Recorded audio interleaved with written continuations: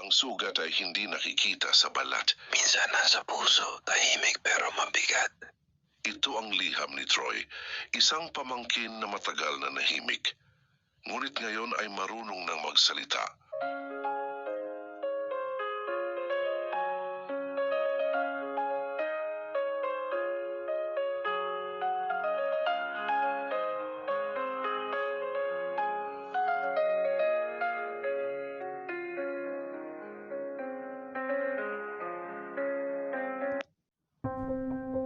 Mahal kong tito, matagal ko nang gustong isulat ang liham na ito.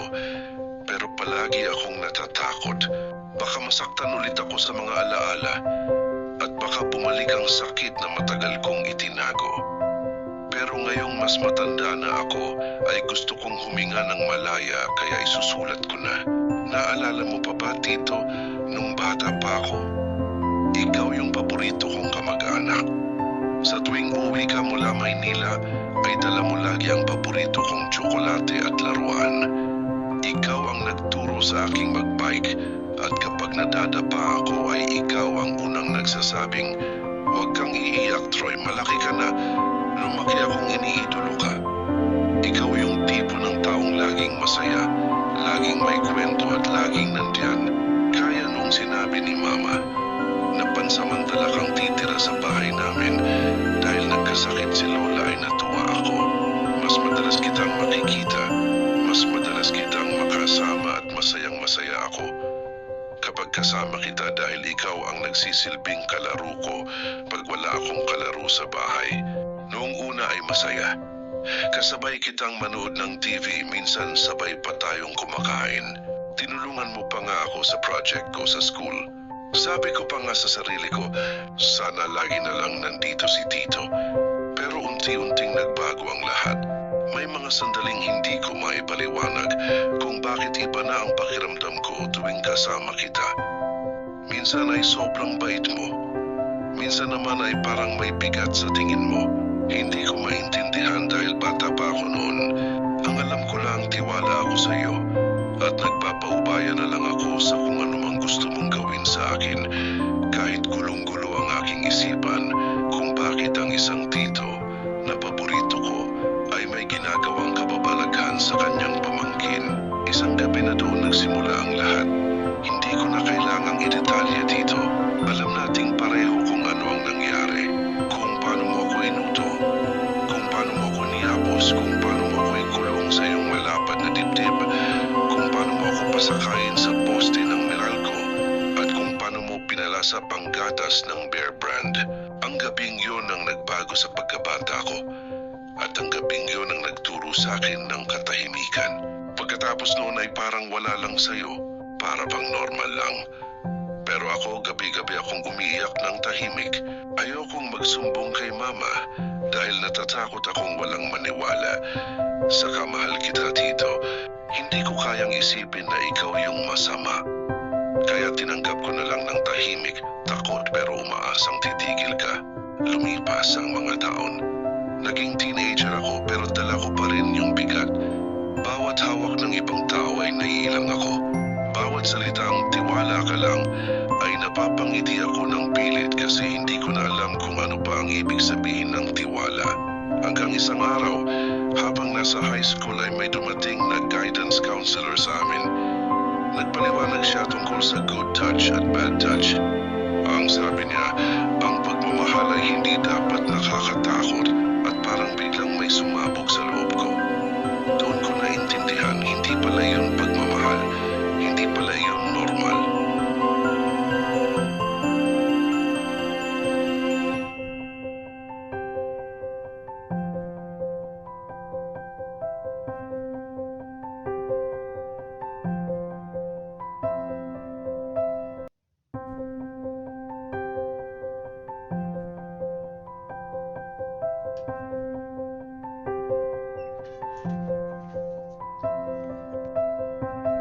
Gabi-gabi akong umiiyak noon. Hindi dahil sa sakit ng alaala, kundi dahil sa katotohanan ang taong minahal ko ay siya rin pala ang nanira sa pagkabata ko.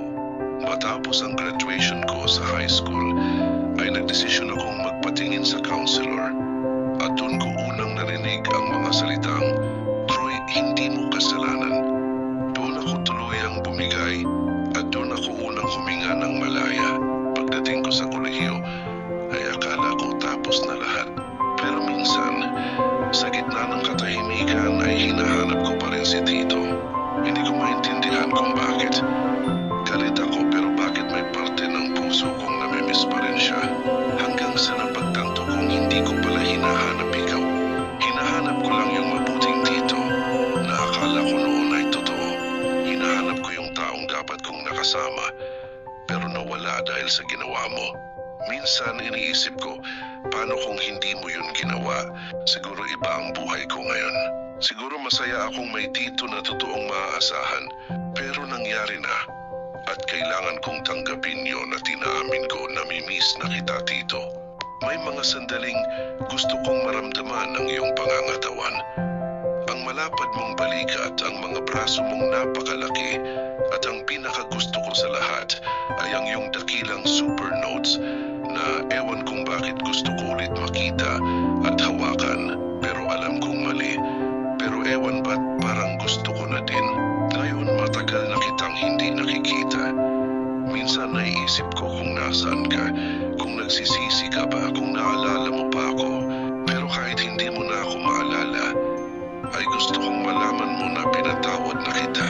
Hindi dahil karapat-dapat ka, kundi dahil ayokong habang buhay akong bihag ng sakit mo. Hindi mo ako natalo, hindi mo ako nabasag. Dahil sa halip na sirain mo ako ay ginamit ko yung sugat para tumibay. Ngayon ay masaya na ako. May mga taong nagmamahal sa akin ng totoo. Walang halong takot, walang halong lihim. At sa bawat araw na lumilipas ay natutunan kong pahalagahan ang sarili kong halaga. Ang halagang matagal mong kinuha sa akin noon. At sa mga nakikinig ngayon, kung may mga lihim kayong kinikimkim, kung may sugat kayong tinatakpan, ay ito ang gusto kong malaman ninyo. Hindi kailanman kasalanan ng biktima ang pananakit. May karapatan kang magsalita, may karapatan kang humingi ng tulong, at higit sa lahat ay may karapatan kang gumaling. Ang paghilom ay hindi agad dumarating, pero darating ito sa tamang oras. At minsan, nagsisimula lang ito sa isang liham tulad nito.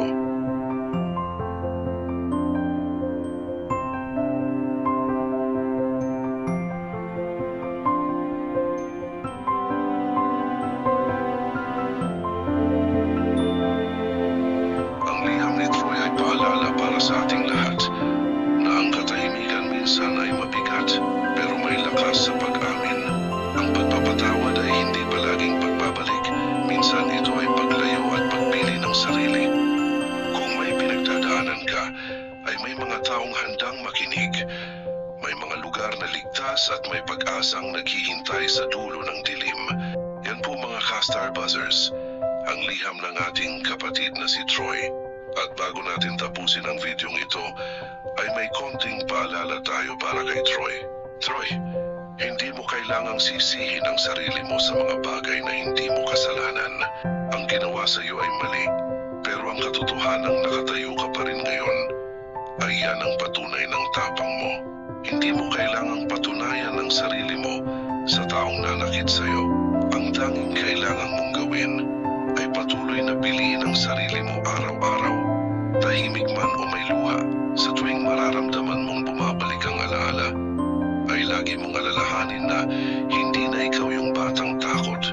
Ikaw na ngayon yung taong marunong na kung sino ang dapat mahalin at yun ay ang sarili mo. Huwag mong ikahiya ang mga sugat mo, Troy.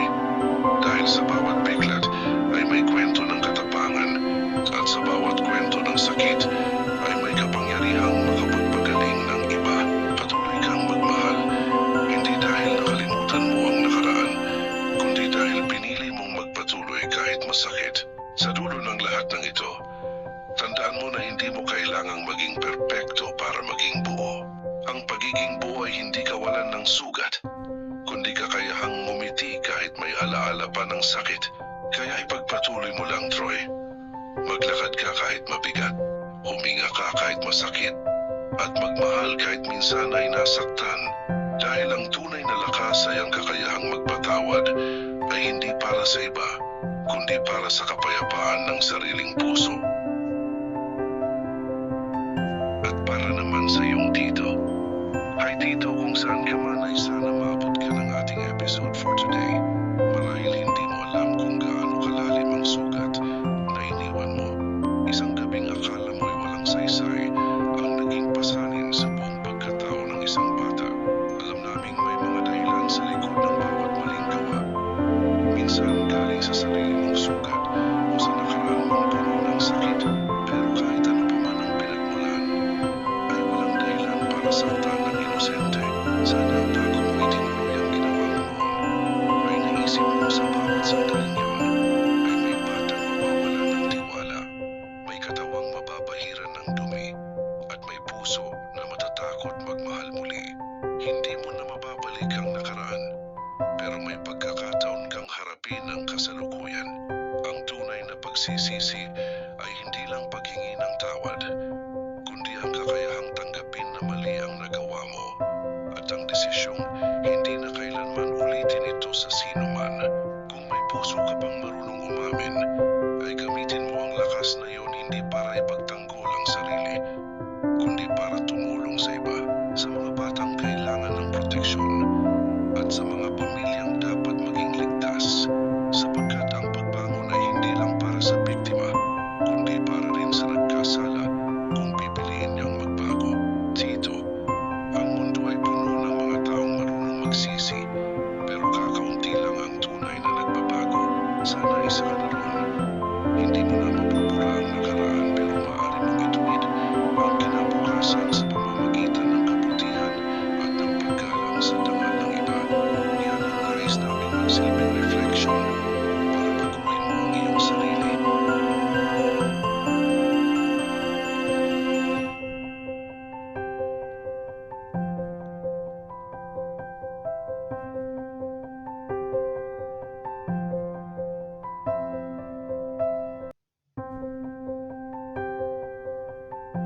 Mabalik lang tayo sa iyong binanggit sa bahagi ng iyong liham. May parte doon na hinahanap mo ang iyong tiyo. Para sa akin, ito ay pangangailangan na pwede mong hanapin sa piling ng iba at hindi sa piling ng iyong kadugo. Kahit sa ang anggulo tingnan ay mali ang nangyari sa inyo. At hindi kita masisisi kung minsan ay parang gusto mong ibigay uli ang iyong sarili sa taong hindi dapat.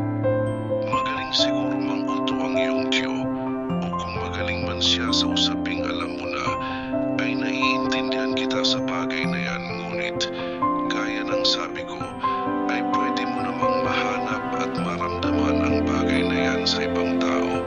Madaming social media apps na pwede kang maghanap ng iyong preferred tiyo. Importante, hindi mo siya tunay na tiyo, di ba nga? At sa mga kapatid natin dyan sa komunidad, may mga pagkakataong nakakaramdam tayo ng something sa ating mga tiyo, pero hanggat kaya mong supilin ay gawin mo. Dahil sabi ko nga, hindi yan katanggap-tanggap sa ating lipunan. Mag-grinder kayo at maghanap kayo doon. Anyway, maraming salamat Troy sa pagbabahagi ng iyong di kagandahang karanasan sa piling niya. Naway nakahanap ka ng tunay na pagmamahal sa hinaharap. Magandang araw.